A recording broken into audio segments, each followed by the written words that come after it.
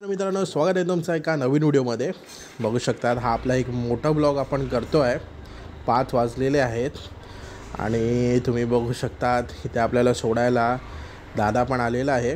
रिसेंटर करूया मॅप एकदा। आपण चाललेलो आहोत देवगडला।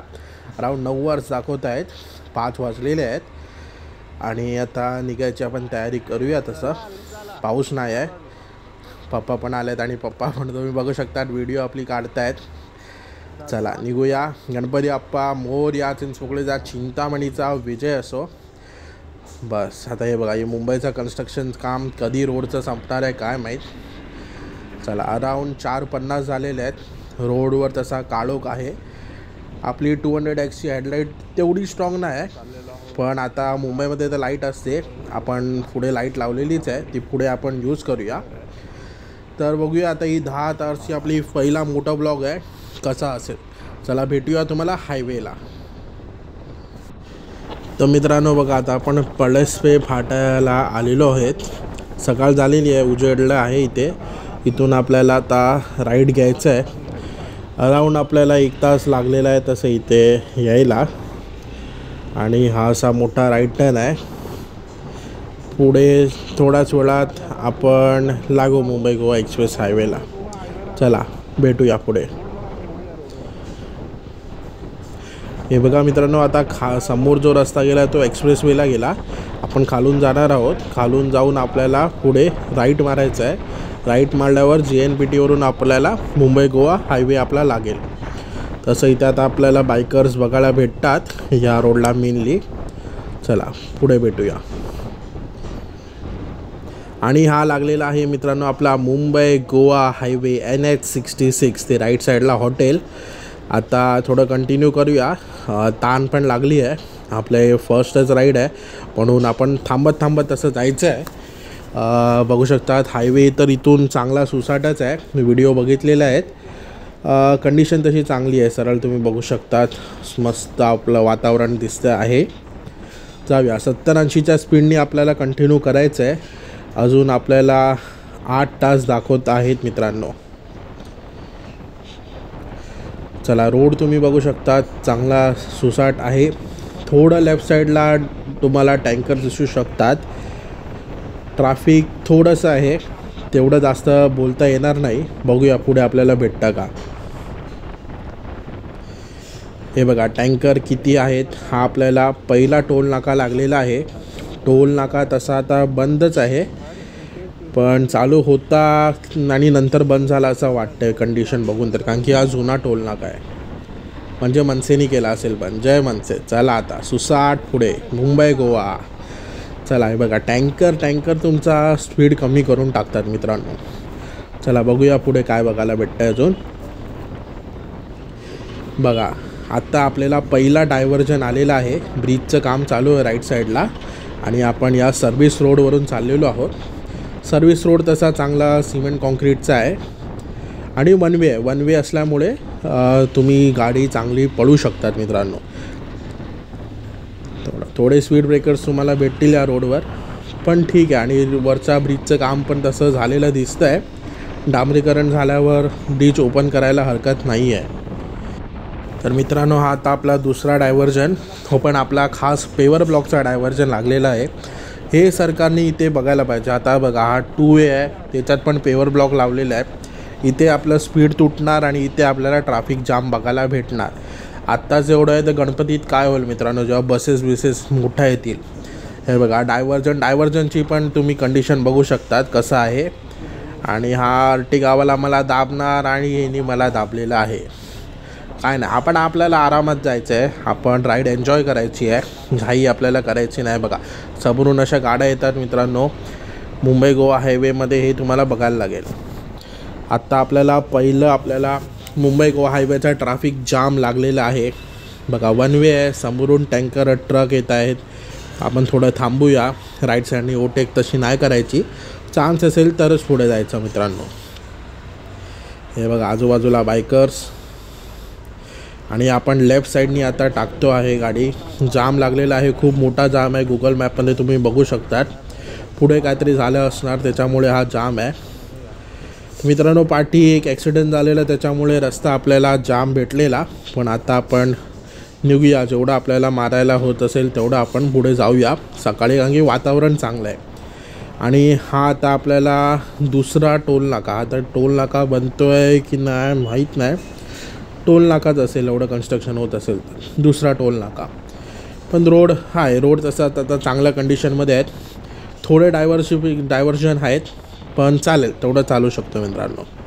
चला कंटिन्यू करूया आपल्या निसर्ग रोड असा मुंबई गोवा हायवेवर. परत मित्रांनो जाम लागलेला आहे, इथे बघू शकतात काचा पडलेल्या आहेत, म्हणजे इथे ॲक्सिडेंट झालेला आहे आणि त्याच्यामुळेच ट्रॅफिक लागलेलं आहे. राईट साईडला तुम्ही गाड्यांची रांगा बघू शकतात. हे मुंबईला जाणारे गाड्यांची रांगा इथे आपल्याला दिसू शकतात.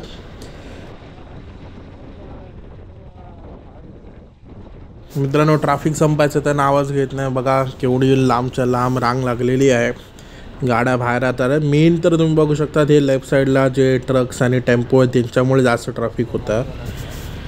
आणि आता आपण चाललेलो आहोत बघा मधून. बाईकचा हा फायदा असतो मित्रांनो, कुठूनही लेफ्टनी मधून राईटनी तुम्ही गाडी नेऊ शकता. अजूनही ट्रॅफिक आपलं कंटिन्यू आहे, खूप लांब पॅच होता हा. आपण लेफ्टमधून आता नेऊ. थोडी ऑफ रोडिंग आपल्याला करायला लागेल. होंडा CB 200Xची तुम्हाला जलवा दाखवतो. बघा काय नाही होणार आपल्या गाडीला, ऑफ रोडिंग बाईक आहे आपली. बघा रस्ते कसे आहेत बघा. इथे पण आपल्यासोबत 2 बायकर आहेत आणि आपले वॅगेनार आणि अर्टिगावाले तर आपली पाठच सोडत नाही. चला जाऊया ऑफ रोडिंग करत. राईट साईडचे पण बघा केवढी ते रस्त्याच्या इथे आले आहेत. समोर रस्ता नाही तर आपण पेट्रोल पंपमधून आता असं आतमधल्या मार्गाने जाण्याचा प्रयत्न करतो. जसे गाड्या चालल्या आहेत तसं आपण फॉलो करतो आहे गाड्यांना. त्यांना पेट्रोल तर आपल्याकडे फुलच आहे अजून, जेवढी आपला ॲव्हरेज एका टाकीमध्ये आपली गाडी देवगडपर्यंत आपण पोचू शकतो. 45चा ॲव्हरेज येते मित्रांनो. चला परत कनेक्ट होऊया आपल्या हायवेला. समोर बघू शकतात गाड्यांची रांग लागलेली आहे मुंबईला जाण्यासाठी. कनेक्ट झालेलो आहोत आपण NH66ला. परत राईट साईडला तुम्ही गाड्यांची रांग बघू शकतात. यांना किती वेळ लागेल काय माहीत. बापरे, आलेलो आहोत आपण इंदापूरमध्ये. सकाळीच आलेलो आहोत मित्रांनो, म्हणून तेवढं ट्रॅफिक नाही आहे. हा एक रस्ता येतो इथून. हळू ओव्हरटेक करायची मित्रांनो अशा रोडवर तुम्ही. आणि इंदापूर असो माणगाव असो हे तुम्ही सकाळीच क्रॉस केलेलं बरं. माझ्या मते 8:30-9च्या पहिलं तुम्ही इंदापूर आणि माणगाव हे दोन्ही क्रॉस केलेलं सर्वात चांगलं. नाहीतर हे पूर्ण जाम असणार मित्रांनो. सरकारने काहीतरी करायला पाहिजे या रोडवर. 2 बघा लगेच 2 वे रोड झाला आहे. आणि आता इथे तुम्ही मित्रांनो बघू शकता ॲक्सिडेंट. ही गाडी बघा चढलेली आहे डिवायडरवर. कोणाला लागलं आहे का तसं नाही दिसत आहे. आपण थांबूया नको, आपल्याला अजून बराच पट्टा कापायचा आहे. तर आपण ब्लॉग कंटिन्यू करूया आणि जाऊया देवगडच्या दिशेने. कारण की सकाळी जेवढं फ्रेश असतो तेवढं तुम्ही पुढे जाल तेवढं ते चांगलं असतं मित्रांनो. तर चला कंटिन्यू करूया मुंबई गोवा हायवेवर.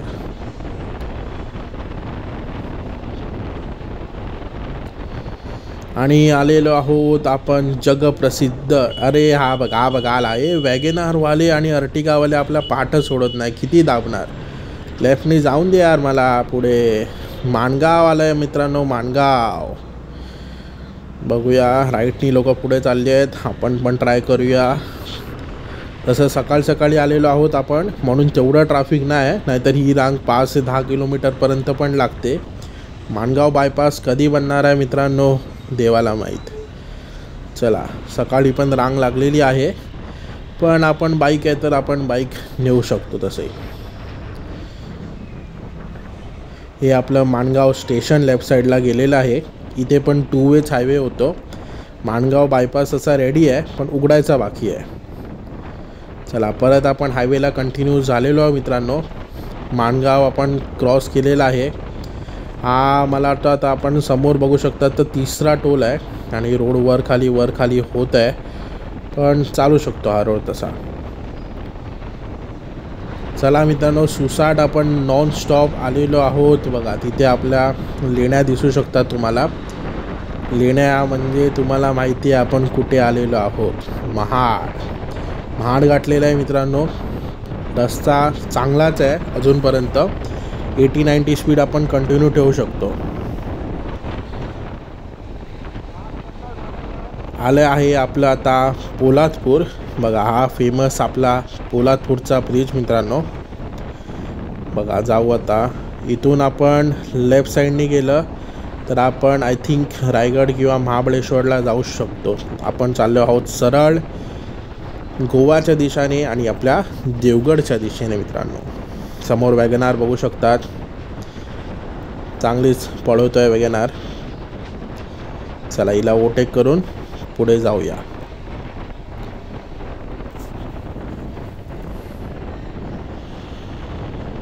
आणि इथे जगप्रसिद्ध आपला कोकण रेल्वेचा ब्रिज. बघा कोकण रेल्वे परिसर. कोकण रेल्वे जाण्याची मजा वेगळीच आणि बाईकनी गावी जाण्याची मजा वेगळीच आहे मित्रांनो.